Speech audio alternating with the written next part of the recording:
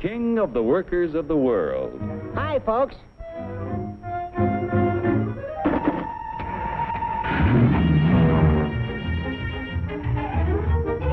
Joe's the king because he can buy more with his wages than any other worker on the globe.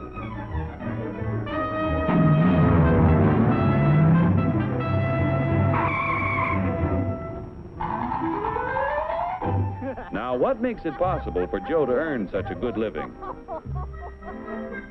He's no smarter than workers in other countries. Are you kidding? He's no stronger than workers in other lands. Oh, yeah? Well, just watch me.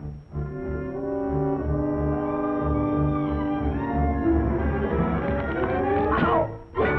Just because Joe's an American doesn't mean... Yeah? Well, being an American is the best thing on the... Oh! My back! Sure, being an American is great, but how could you be superior to any foreigner when you or your folks might be any one of a dozen different races or religions? So, if you're no Superman, it must be the American way of doing things that makes you the luckiest guy in the world. I don't think I'm so lucky. You don't? Well, let me show you. Hey, what's that gadget? Television? No, it's a time machine. Just pull that lever. You'll see how people worked 100 years ago.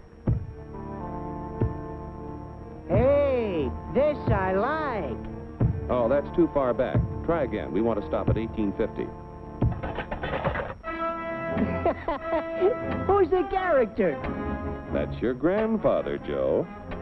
Oh. He had to work 69 hours a week to earn a living because he had only inexpensive hand tools and his own strength to help him make things. Your grandfather was a powerful man, yet his strength equaled only 1/10 of a horsepower. You have hundreds of horsepower in this costly giant of a machine to multiply your strength and efficiency 1,000 times. This makes it possible for you to earn more than any worker in history.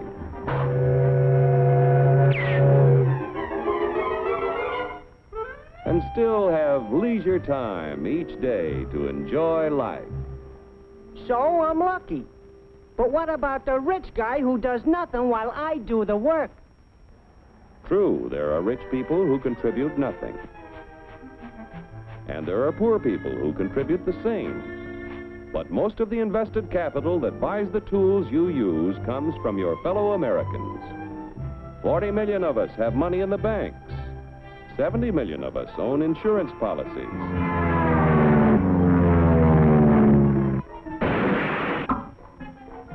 Over 15 million of us invest savings in corporation stocks and bonds, which help to finance industry. Each year, the people of America invest billions of dollars to create new plants and equipment. This invested capital buys the tools which make a man's labor worth more because he produces more.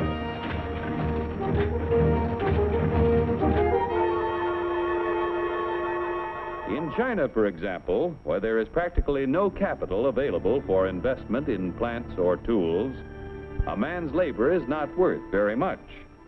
A coolie takes 10 days to move 10 gallons of kerosene 100 miles at a freight cost of 10 cents a gallon. An American railroad worker takes only 2 hours to move 100,000 gallons of kerosene 100 miles at a freight cost of 1 cent a gallon. The coolie makes 10 cents a day. An average American railroad worker makes $10 a day, or 100 times more than the coolie. The average railroad worker has the benefit of a $20,000 investment in equipment. The Chinese coolie's equipment is worth only 10 cents. With constant improvement in expensive tools and the skill to use them, the value of any man's labor can be multiplied many times. Naturally, the people in this country who invest their savings with industry expect dividends. No dividends, no investments. Without new capital each year to finance new plants, tools, and equipment, labor and management would soon find themselves in pretty bad shape. Yeah, without capital to buy new tools, I might not do so good. But look what a new invention did to my grandpa. For 25 years, he knocks his brains out in the wagon works. Then along comes the gas button. Need I tell you what happened to Grandpop?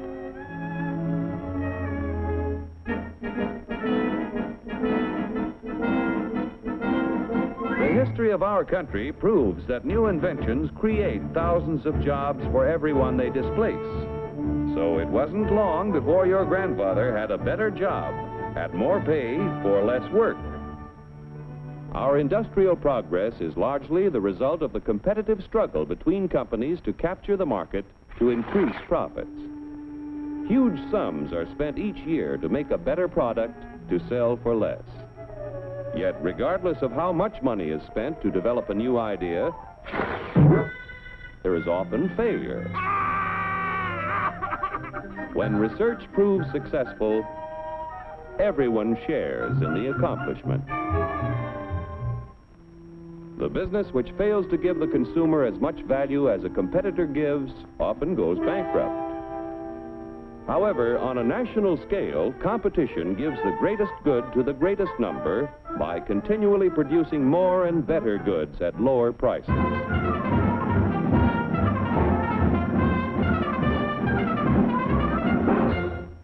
The American way of doing things makes it possible for more people to own their own homes. We're only 7% of the world's population, but we have 50% of the radios.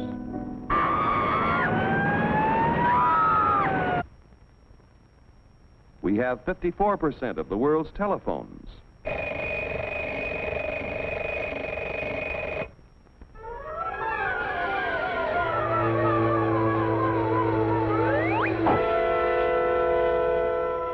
Americans own practically all the refrigerators in existence to give them plenty of ice quickly and easily. Bathtubs, we've got 92% of them. Most of us have the leisure time to enjoy the peace and quiet of the beautiful countryside as we drive about in 72% of the world's automobiles. I told you to turn at the last corner. You don't eat it. You eat it. I don't like it. I want a candy bar. Under the protection of our freedoms, American labor, management, and capital, the greatest production team in the history of mankind, have made the United States the industrial master of the world. Capital must continue to provide industry with the funds to create new tools and plants. Labor and management must continue to increase the production of better goods at lower prices so that more people will be able to buy the things that make life easier and happier for all of us. Then Joe will continue to be the king of the workers of the world. You said it, brother.